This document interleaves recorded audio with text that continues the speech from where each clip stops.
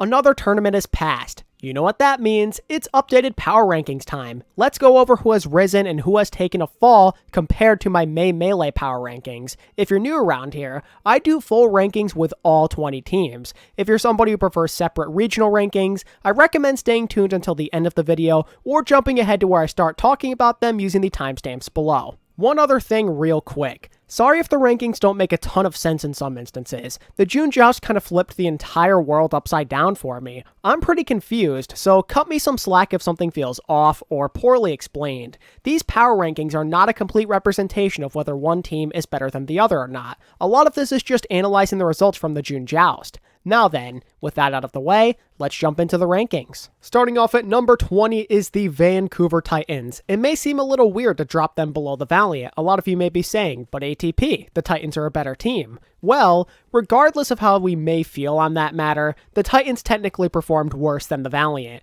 They got 3-0'd in 4 straight matches. The Titans did have a tough schedule for sure, but let's not overlook who the Valiant played either. They had the Dragons, Spark, and Fusion, but still managed to be more competitive by the ever so slightest of margins. Just going off how hard they pushed their opponents, they technically did the worst, and there's not much reason to believe the Titan situation will significantly improve anytime soon. Maybe they could elevate themselves out of the number 20 spot after Changsik gets a bit more comfortable in the current system, or if Teru continues to progress. Beyond that, it is extremely difficult to imagine Vancouver elevating themselves outside of bottom 3 status. I would be pleasantly surprised if they managed to get a win before the Countdown Cup.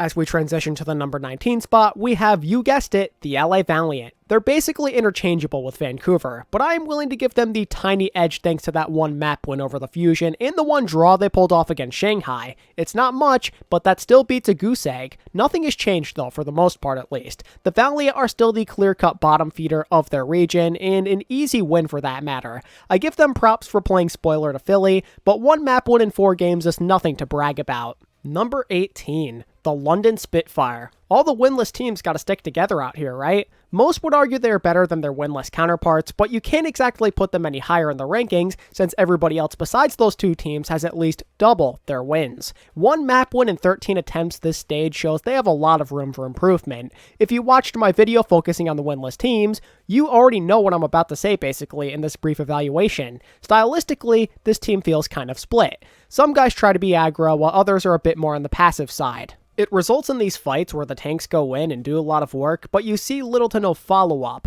They're winless for a reason, right? Forget the schedule, because most of the games will be tough for a team of this caliber anyway. There's a lot of things they themselves need to change. Hopefully the addition of Sparker, who finally turned 18, provides this team with that extra push that they desperately need to get out of bottom 3 status. Number 17, the Guangzhou Charge. Unfortunately for Guangzhou, they basically did no better than the May Melee. Technically speaking, they didn't do worse either considering they had the same map record and map differential, but still, not very good no matter how you slice it. Guangzhou are in a pretty weird predicament currently.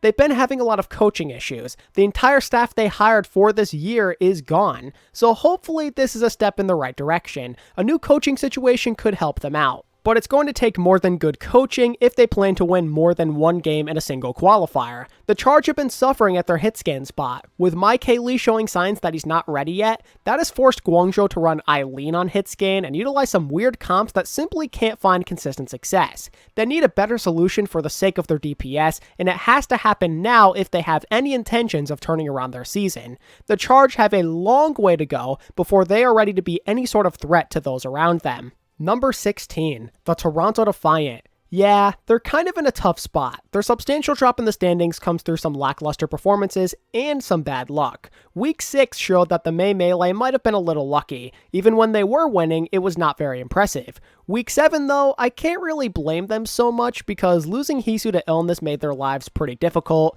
and yet they still managed to snag a map off of Houston and San Francisco.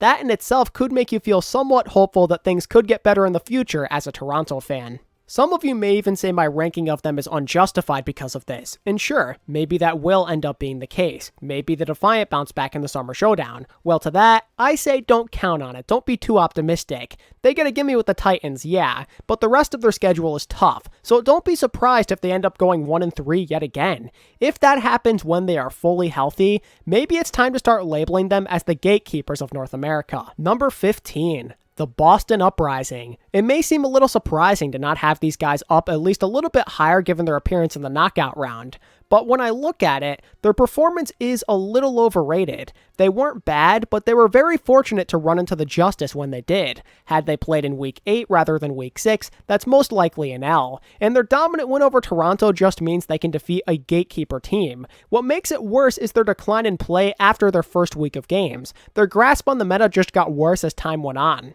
And to top it all off, they played horribly down the stretch against Paris in a game they easily could have won. Boston are not a bad team, and they are definitely improving, but look around the league. A lot of other teams who weren't great during the May Melee have made even bigger strides. If they had beaten Paris, they maybe could have moved up a spot or two, but that's it. Boston still have so much room to get better, and until they do get better, I do not have them cracking the top 6. Number 14, the Paris Eternal. Yet again, this team gets a 2-spot bump up in the power rankings. Paris are making meaningful strides this year. 2 wins plus a decent fight against the Gladiators and Defiant is a lot more than I foresaw them producing in the June-Joust. Good for them, but it's the way in which they attained this success that is truly impressive. They played well with pieces constantly moving around. At the start of this stage, they incorporated a new main support into their roster. Despite that, Dridro did a great job on short notice and with internet issues, which is a great sign. Then literally, just a few weeks later, Paris needs a new off-tank. This instance is even more insane given that they only had 48 hours to find a new tank player. To win a game with Vistola when he barely even knows his teammates is nuts. Paris accomplished a lot when they had every reason in the book to crumble. Just imagine what they'll be capable of one day when their players are totally comfortable in their new environment together. Good showing from Paris. A level up is well deserved. Number 13, the Philadelphia Fusion. Before Philly fans freak out, please hear me out. This is in all likelihood a temporary spot for them. Do I really think they're the 13th best team in the league? No, of course not. Please remember that a big factor in my rankings is performance, and Philly were not anything special during the June-Joust. What did they accomplish? They beat the Valiant. They beat the Charge. Cool. What else did you do? Oh wait, that's all they did. They beat the 2 teams that basically everybody else can, plus their loss to the NYXL was not pretty, and they didn't fare much better against Chengdu, who also had some struggles of their own this month, which makes it look kind of worse in a way. The Fusion didn't look all that strong on the Reaper comps this go around. Their understanding of the meta was kind of lacking, and in a way, that carried over to their other week of qualifiers because they got full held by the Valiant on Numbani.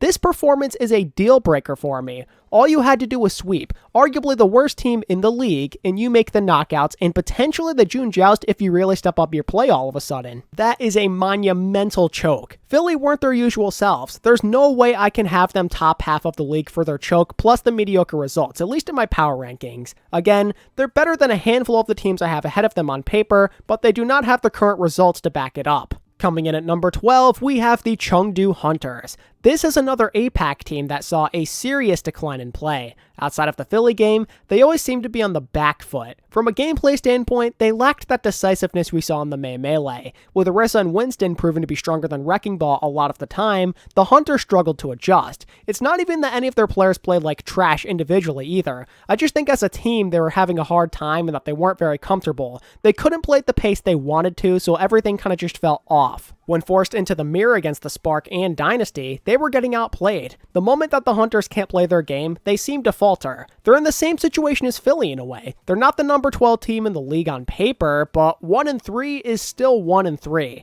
The good thing about Chengdu though is they didn't look awful. They struggled, yeah, but it could have been worse. A 1-3 qualifier easily could have been 3-1. Even out of their comfort zone, they did show some competitive spirit. If they keep doing their thing, they surely will get back on track eventually. Rounding out the bottom half of the rankings, at the number 11 spot is the Florida Mayhem. Flipping their record compared to the May Melee means they deserve to be taking a hit in my rankings. Some slack needs to be given though. The Mayhem had a brutally hard schedule. Houston, Dallas, and Washington all in a row is quite scary. And yet, they still did manage to be competitive in 2 of those 3 matches. If they didn't play those good opponents so close, they might have dropped another spot or 2. But still, it is necessary to let some criticism fly. It's weird to think about, but the lack of Reinhardt seemed to hurt them. Going more towards the Orisa comp seemed to hinder their overall effectiveness. They were depending far too much on Yaki to bail them out on Echo. They were a bit better on the Winston Rush, I would say, but their opponents in that second week were just better. Could they do better with no hero pools this upcoming month? Absolutely, but seeing them falter to teams we know they can beat is a little concerning. On to the second half of the rankings, and starting at number 10 is the alexyOWL. You gotta give this team props. Nobody was giving them a real chance of making the June-Joust tournament, but they did it. Upsetting the Spark in Philly the way they did is enough on its own to warrant a bump up in the rankings. They're starting to come into their own, and I really do appreciate how good they have been with finding counter strategies that completely shut down the opposition. Their plan against the Spark, for example, was wonderfully executed. But just because they made the June-Joust tournament Final Four doesn't mean they're a top team yet. They went 2-2 during the qualifiers, which included an easy win over the Valiant and a questionable loss to the Charge. It's time to work on that consistency factor. Show me you can win when your opponent understands the meta. Show me you can also win against a strong team who doesn't have to play 2 other games in that same week, while you, on the other hand, have the whole week to prepare for them. That's what they gotta do to crack the above average status for me. Number 9. The Washington Justice. I feel weird about placing them this low. The team we got in Week 8 was scary good. Their grasp on the meta plus Decay returning to the lineup had them looking like a top-tier team again, but we can't excuse what happened just a few weeks prior. 2 pathetic performances against teams you absolutely should have beaten is not something to overlook. Sure, they did shake it off once they figured out the meta, but that is now twice this year where they have gotten exposed for something like this. It happened in the Florida game last month, and it happened with Paris and Boston this month. This inability to adapt quickly makes me believe a slightly lower ranking than where they should be is justified. It's weird. If they don't have these random hiccups, they low-key could have been in both tournaments. A team with this much talent and intelligence should have this stuff figured out already. It's crazy to see their potential be hindered by something like this. Hopefully they get it ironed out soon. Number 8. The Seoul Dynasty. The boys in gold and black keep trucking along. They were consistently good yet again. Not amazing, but pretty respectable. Another 3-1 stage is great to see out of them. It is this consistency factor alone which puts them over a handful of teams who I honestly think would beat Seoul more often than not. They keep putting themselves in a position to make tournaments, which is something that some of these other teams can't seem to do. Seoul have yet to deliver when it matters the most though, which is why I am reluctant to put them any higher in my rankings than where I have them. And part of the reason for this comes from them being somewhat one-dimensional at times. As mentioned earlier this week, Seoul depend a ton on Prophet and Fitz to carry them. Tuyu, he's been good as well, but the game plan is definitely centered around the DPS. If they can't do enough work, the Dynasty crumble. That has to change or Seoul will forever be stuck in the tier below contender status. Number 7. The Houston Outlaws. Houston are my NA equivalent of the Dynasty. They're consistently posting good results and giving themselves the opportunity to qualify for tournaments, but when it matters the most, they just can't get it done. They keep running into Dallas, which is really unlucky, but them coming up short is not my only reason for this placement. Overall, I was not super impressed with their adaptations to the new meta at times. It was very up and down. They got beaten by Atlanta, then they made some great adjustments for the Florida game. Then they play an inferior comp to what Dallas is running and get run over all over again. I'm pretty satisfied with how a lot of their guys have been performing individually. They just need to figure it out from a team and compositional perspective now. Once they do that, it's not going to be surprising in the slightest if they manage to clutch out that ever so elusive win in the knockout round and finally make it to Hawaii. Number 6. The LA Gladiators. They're back, baby. The Glads finally played up to expectations. Much more consistent performances came out of them this time. A nice 4-0 qualifier means they did a hell of a lot better than most at understanding the meta. They even got a quality win over the Atlanta Reign to go along with it. When pretty much all of their guys had a standout game or two, there's reason to feel like they could end up being a top dog in the West after all, but I'm not buying into them too much just yet. I'd like to see them post another strong qualifier before I'm ready to call them legit. Beat another good opponent or two while you're at it. Aside from Atlanta, they had the pleasure of rolling some pretty average to below average teams. The saving grace is that Atlanta game and giving Dallas a good fight. If it weren't for those two things, the Glads don't get rated this highly even though they went 4-0. There would be no good reason to. It's time to step it up and prove yourself to the world. Show me you can play well against the Justice or the Shock these next few weeks. For the time being at least, we can look at the June-Joust as a success and a well-needed bounce back for the squad. Number 5. The Hangzhou Spark. What a crazy level up. While their efforts ultimately fell short of a tournament appearance, I cannot stress enough how impressive they were. Rookie Shine MCD continue to impress me, while veterans Gushue and Architect definitely stepped up their game. They looked very good as a collective unit. They swept, they blew out the June-Joust champion Shanghai Dragons, and they beat Chengdu convincingly, which is two of the May Melee Final Four teams. It's hard to tell if this level of success is sustainable for them or not, but just in terms of the June-Joust, they were one of the best. I can't even blame them for that hiccup with the alexyOWL either. It's not a team they were expecting to play, nor did they have any time to prepare for them. That game taught us something though, and it's very important. There was a lack of flexibility when that one comp of theirs was failing. If they can manage to fix that moving forward, the Spark could become dangerous for months to come. If they understand what to play and make better mid-game adaptations, they will be difficult to defeat. Number 4, the San Francisco Shock. Okay, I know I said I would move them down if they choked again, but I just can't get myself to do it this time around. The Spark choked just as bad, so I can't put them ahead, and the Glads couldn't beat Dallas, but the Shock can, so I can't put them ahead either. The Shock had a bad choke, but pretty much everybody else below them did as well, or didn't have as many accomplishments. They definitely shouldn't be higher than top 4 since they failed to make another tournament, but they were still pretty good overall. The high-quality wins over Dallas and a resurgent Justice team is hard to overlook. They're more than capable of beating just about anybody in the league, and they've shown they're still explosive in a multitude of metas, and I think their DPS were pretty satisfactory this stage. But the team as a whole has not been at that level of perfect we have grown accustomed to over the years. There are a lot of mental lapses leading to one of their supports getting picked off early in a team fight.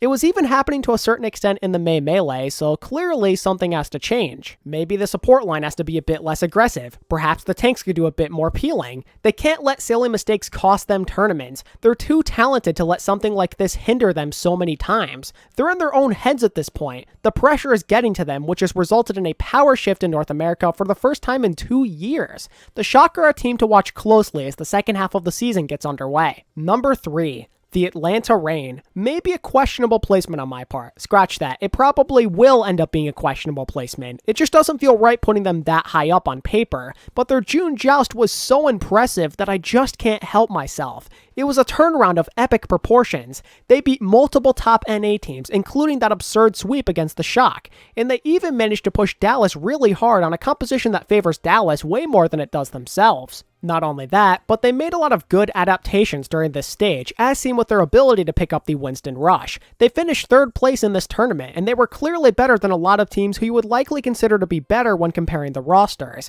It was a very thorough showing. If Kai and Pelican can produce at this level consistently, while guys like Iris and Gator get into a stride, the Reign becomes scary. The Atlanta Reign deserve a bump up in the power rankings after performing at an elite level. Number 2. The Dallas Fuel. They went down 1 spot. Oh boy, guys, it's all over now. But if we're being serious, the only reason they got moved down is because they didn't win the June-Joust. That's it. Dallas were insane. The hero pool sees a few pivotal characters leave the meta, but they adjust instantly, which is a sign on its own that they're one of the best. When your players can so easily adapt and pick up different heroes, it's only natural that you'd be back in Hawaii again. All of their heroics from the May Melee showed up in full yet again. The only real blemishes were tight losses to the Dragons and Shock. If the only time you're losing is in these crazy close matches against really good teams, there's nothing to worry about. The Fuel have already shown time and time again they can be clutch, but sometimes you lose to the better team. Nobody's perfect. You get outplayed in one game, then countered in the other. Not really a big deal as far as I'm concerned.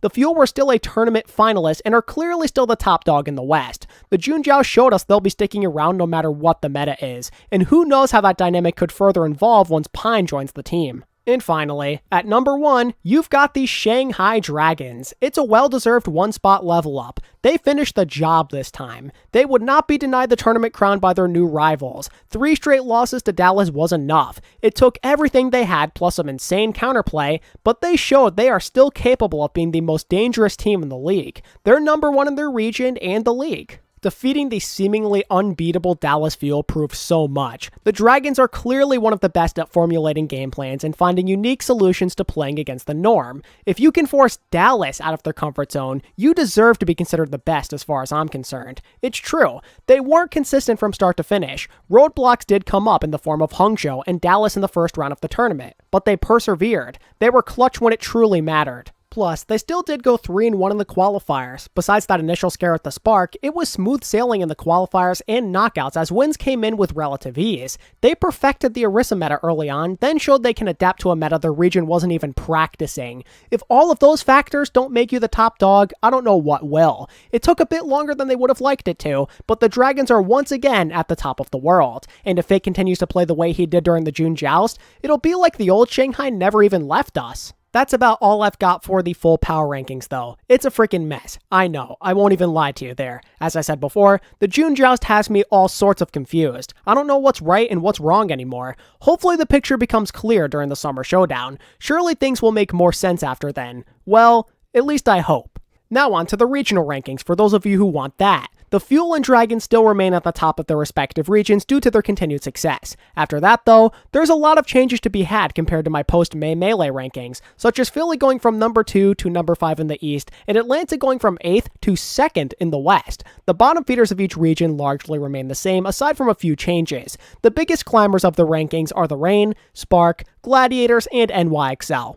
The biggest losers are the Mayhem, Fusion, Hunters, and Defiant, who dropped a bunch of spots in their respective regions. Overall, Philly saw the biggest drop in the full rankings at -10 and -4 in the regional rankings. At the same time, the Rangers barely edge out the Spark as the biggest winner of the rankings as they flew up 9 spots in the overall rankings and 6 in the regional portion. Lots of changes to be had this time around, but it definitely wasn't as wild as the May Melee, where teams were flying all over the place after my horrible preseason rankings. Let me know what you think of my power rankings down in the comments below, and let me know what yours are looking like while you're at it. If you enjoyed the video, it would help me out a ton if you give it a like and subscribe if you're new to my channel. And as always, thank you all so much for watching. I appreciate your support a ton, and until next time, this is ATP, signing out. Peace.